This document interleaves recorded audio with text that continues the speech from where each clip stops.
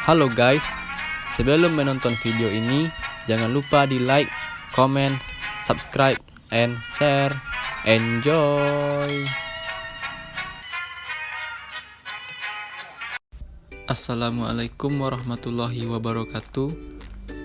Perkenalkan, nama saya Ferzi Muhammad Yuzaki, NIM 2001032009, kelas 2B D3 Teknik Listrik, mata kuliah Pendidikan Agama Islam. Baiklah, saya akan mempresentasikan makalah tentang bahaya nazar dalam kehidupan sehari-hari. Pendahuluan. 1. Latar belakang. Nazar merupakan singkatan dari narkoba dan zat adiktif lainnya. Pada dunia kesehatan, nazar memberikan manfaat yang cukup besar bagi kesembuhan dan keselamatan manusia. Namun demikian, untuk saat ini, penggunaan nazar seringkali disalahgunakan. Penyalahgunaan nazar adalah penggunaan nazar yang digunakan bukan untuk tujuan pengobatan dengan jumlah berlebih, teratur, dan berlangsung cukup lama, sehingga menyebabkan gangguan kesehatan fisik serta gangguan pada perilaku dan kehidupan sosialnya. Menurut Mayer et al., penyalahgunaan nazar yaitu masalah kesehatan publik yang penting di mana secara langsung akan berdampak pada ekonomi, kesehatan, dan juga sosial. Di sekitar kita saat ini banyak sekali zat-zat adiktif yang negatif dan sangat berbahaya bagi tubuh. Ganja, heroin, serta bentuk lainnya baik padat maupun cair yang terkenal dengan sebutan muqaddirat atau narkotik.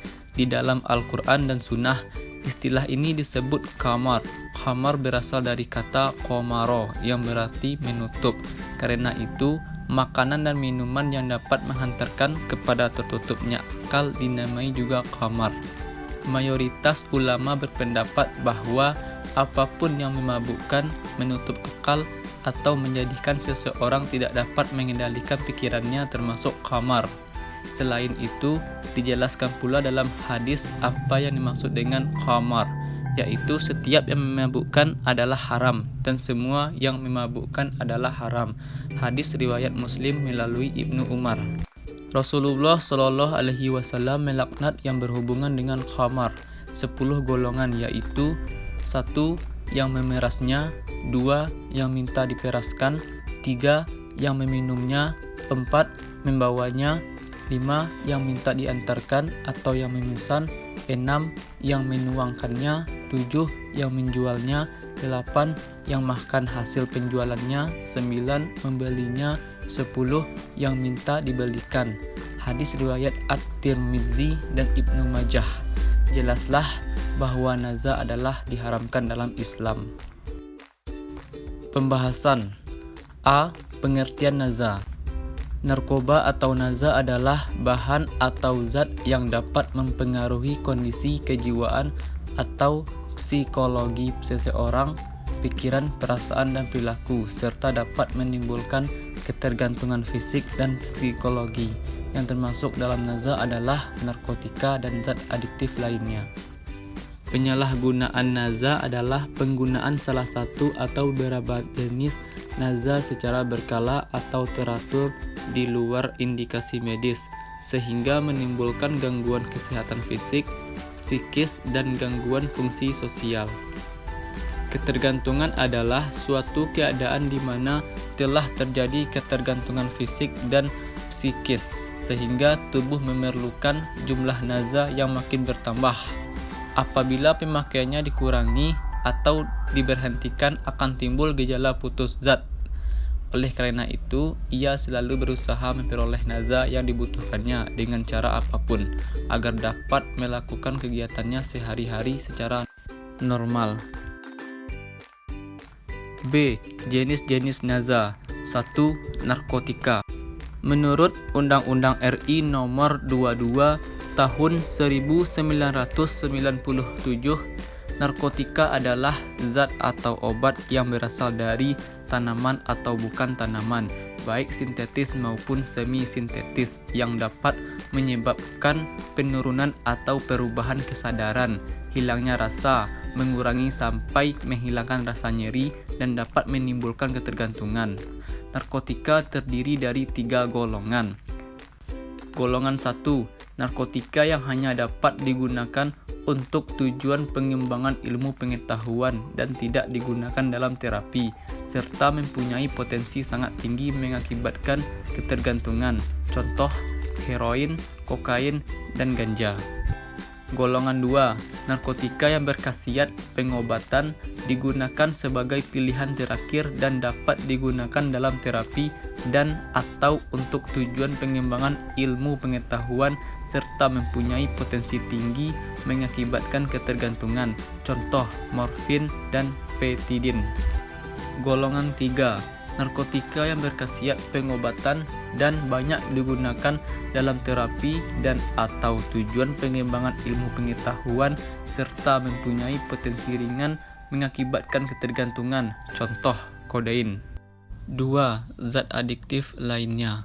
Yang termasuk zat adiktif lainnya adalah bahan atau zat yang berpengaruh psikoaktif di luar narkotika dan psikotropika, meliputi 1. Minuman alkohol mengandung etanol etil alkohol yang berpengaruh menekan susunan saraf pusat dan sering menjadi bagian dari kehidupan manusia sehari-hari dalam kebudayaan tertentu. Jika digunakan bersamaan dengan narkotika atau psikotropika akan memperkuat pengaruh obat atau zat itu dalam tubuh manusia. Ada 3 golongan minuman beralkohol. Golongan A, kadar etanol 1-5% atau bir. Golongan B, kadar etanol 5-20% atau berbagai minuman anggur. Golongan C, kadar etanol 20-5%. 2. Inhalasi atau gas yang dihirup dan solvent atau zat pelarut mudah menguap berupa senyawa organik yang terdapat pada berbagai barang keperluan rumah tangga, kantor, dan sebagai pelumas mesin. Yang sering disalahgunakan adalah lem, thinner, penghapus cat kuku, bensin. 3. Tembakau. Pemakaian tembakau yang mengandung nikotin sangat luas di masyarakat. 4. Dalam upaya penanggulangan nazar di masyarakat, pemakaian rokok dan alkohol terutama pada remaja harus menjadi bagian dari upaya pencegahan, karena rokok dan alkohol sering menjadi pintu masuk penyalahgunaan nazar lain yang berbahaya. C. Pengaruh dan efek penggunaan narkoba. Masa remaja merupakan suatu fase perkembangan antara masa anak-anak dan masa dewasa. Perkembangan seseorang dalam masa anak-anak dan remaja akan membentuk perkembangan diri orang tersebut di masa dewasa. Karena itulah, bila masa anak-anak dan remaja rusak karena narkoba, maka suram atau bahkan hancurlah masa depannya. Pada masa remaja, justru keinginan untuk mencoba-coba, mengikuti tren dan gaya hidup, serta bersenang-senang besar sekali, walaupun semua kecenderungan itu wajar-wajar saja. Tetapi hal itu bisa juga memudahkan remaja untuk terdorong menyalahgunakan narkoba. Data menunjukkan bahwa jumlah pengguna narkoba yang paling banyak adalah kelompok usia remaja. Masalah menjadi lebih gawat lagi bila karena penggunaan narkoba, para remaja tertular dan menularkan HIV atau AIDS di kalangan remaja. Hal ini telah terbukti dari pemakaian narkoba melalui jarum suntik secara bergantian. Bangsa ini akan kehilangan remaja yang sangat banyak akibat penyalahgunaan narkoba dan merebaknya HIV atau AIDS. Kehilangan remaja sama dengan kehilangan sumber daya manusia bagi bangsa. Penyalahgunaan narkoba selain merugikan kesehatan diri sendiri, juga berdampak negatif terhadap kehidupan ekonomi dan sosial seseorang.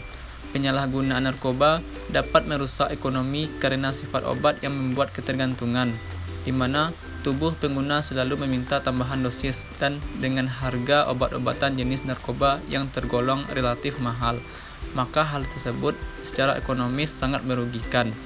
Ekonomi keluarga bisa bangkrut bila mana keluarga tidak mampu lagi membiayai ketergantungan anggotanya terhadap narkoba. Bahkan hal ini bisa berdampak buruk, yaitu bisa menimbulkan persoalan kriminalitas seperti pencurian, penodongan, bahkan perampokan. Keharmonisan keluarga pun bisa terganggu manakala salah seorang atau beberapa orang anggota keluarga menjadi pecandu. Sifat obat yang merusak secara fisik maupun psikis akan berdampak kepada ketidaknyamanan hubungan sosial dalam keluarga. Penyalahgunaan narkoba juga menimbulkan keresahan dalam masyarakat. Penggunaan yang tidak terkontrol dapat mengganggu ketertiban dan keamanan masyarakat, terlebih jika dikaitkan dengan timbulnya berbagai penyakit yang menyertai seperti hepatitis, HIV atau AIDS, bahkan kematian. D. Penyebab penggunaan naza. 1. Faktor individual. Cenderung memberontak, memiliki gangguan jiwa lain, misalnya depresi, cemas, perilaku yang menyimpang dari aturan atau norma yang ada. 2. Faktor lingkungan. Faktor lingkungan meliputi faktor keluarga dan lingkungan pergaulan, baik sekitar rumah, sekolah, teman sebaya, maupun masyarakat. 3. Lingkungan keluarga. Komunikasi orang tua dan anak kurang baik, hubungan kurang harmonis, orang tua yang bercerai kawin lagi. 4. Lingkungan sekolah. Sekolah yang kurang disiplin, sekolah terletak dekat tempat hiburan, adanya murid pengguna naza. 5. Lingkungan teman sebaya. Berteman dengan penyalahguna, tekanan atau ancaman dari teman. 6. Lingkungan masyarakat atau sosial. Lemahnya penegak hukum, situasi politik, sosial, dan ekonomi yang kurang mendukung. E. Naza ditinjau dari agama. Narkotika dan minuman keras telah lama dikenal umat manusia, tapi sebenarnya lebih banyak mudaratnya daripada manfaatnya. Untuk itu, hampir semua agama besar melarang umat manusia untuk mengkonsumsi narkotika dan minuman keras. Dalam bentuk yang lebih luas lagi adalah narkoba.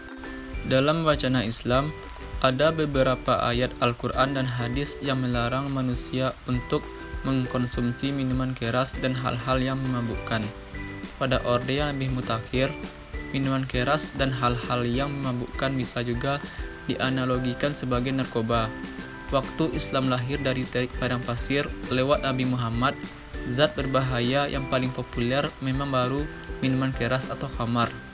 Dalam perkembangan dunia Islam, khamar kemudian bergesekan, bermetamorfosa, dan beranak pinak dalam bentuk yang makin canggih, yang kemudian lazim disebut narkotika atau lebih luas lagi narkoba. Untuk itu, dalam analoginya, larangan mengkonsumsi minuman keras dan hal-hal yang memabukkan adalah sama dengan larangan mengkonsumsi narkoba. Ada 2 surat Al-Quran dan 2 hadis yang coba dilansir di sini, yang terjemahannya kira-kira begini: Hai orang-orang yang beriman, sesungguhnya meminum khamar, berjudi, berkorban untuk berhala, mengundi nasib dengan panah adalah termasuk perbuatan syaitan. Maka jauhilah perbuatan-perbuatan itu agar kamu mendapat keberuntungan. Quran Surat Al-Maidah ayat 90. Kemudian ayat yang kedua, sesungguhnya syaitan itu bermaksud hendak menimbulkan permusuhan dan kebencian di antara kamu lantaran meminum khamar dan berjudi itu, dan menghalangi kamu dari mengingat Allah dan sembahyang, maka berhentilah kamu dari mengerjakan pekerjaan itu.